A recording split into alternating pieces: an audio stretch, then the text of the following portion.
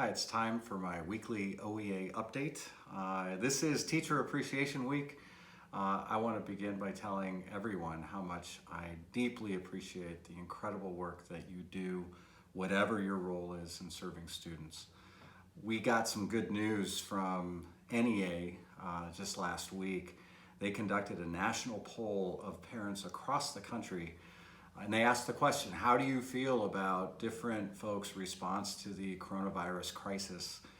And asking who they approved of and who they didn't approve of. It was teachers at the very, very top of the list, with 80%, 88% actually, of parents saying that they approve or strongly approve of the work that their child's teacher is doing for their students. Our education support professionals were right up there as well, ahead of governors, ahead of other politicians, ahead of other people that are involved in this work. And I think it just shows how important the work that we're doing is, and how much we are appreciated for the creativity and the innovation, and most importantly, the care and compassion that we show to our students. So happy Teacher Appreciation Week to everyone. I want to highlight a couple of success stories that I've received from some locals. Keep them coming.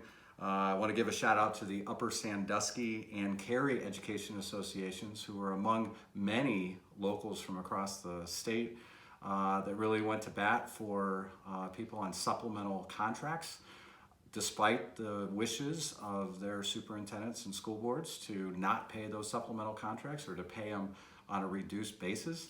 They were able to get their supplementals for spring paid at 100% for everybody who had them.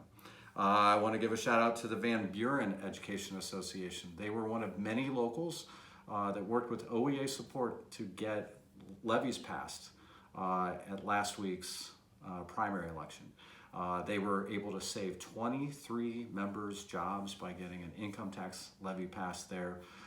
We know that the passage rate is down, but where we had people working hard, we still were able to get some successes there. And so congratulations to them. Congratulations to all of you who were able to pass a levy. And then finally, I want to say congratulations to the Nordonia Education Association. President Nate Lohman let me know that they recently concluded a contract with an 8% salary increase over 3 years, 332. And that was, again, due to the hard work of that local. I know that those contracts are going to be tough as we move forward, but if we continue to stand together and fight strong, I think we're going to have a lot of big wins. So despite all those wins, I want to say shame on the Freedom Foundation that is trying to exploit the situation that we face right now and encouraging union members to drop their union membership. They have issued a number of public records requests, very invasive records requests in places like Willoughby, Eastlake, and elsewhere, calling on districts to provide all kinds of personal information. We think that's wrong. It's not just an invasion of privacy, but it is challenging our unions at a time where our members need them more than ever before.